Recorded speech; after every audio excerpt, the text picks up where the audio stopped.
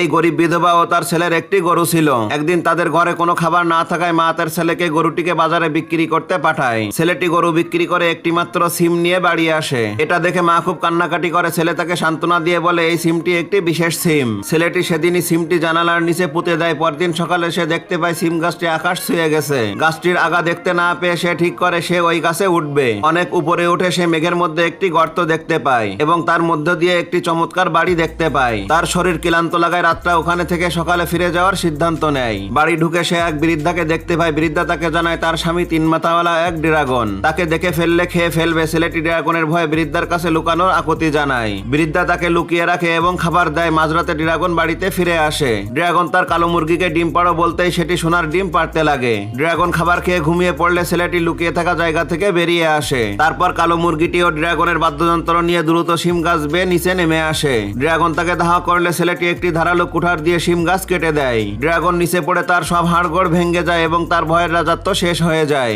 এরপর ছেলেটি তার মায়ের কাছে গিয়ে কালো মুরগিটিকে ডিম পাড়ো বলতে বলে আর মুরগিটি একের পর এক সোনালী ডিম পাড়তে লাগে। মা ও ছেলে ধনী হয়ে যায় এবং ছেলেটি প্রতিদিন তার মাকে তার বাদ্যযন্ত্র বাজিয়ে আনন্দ দিতে থাকে।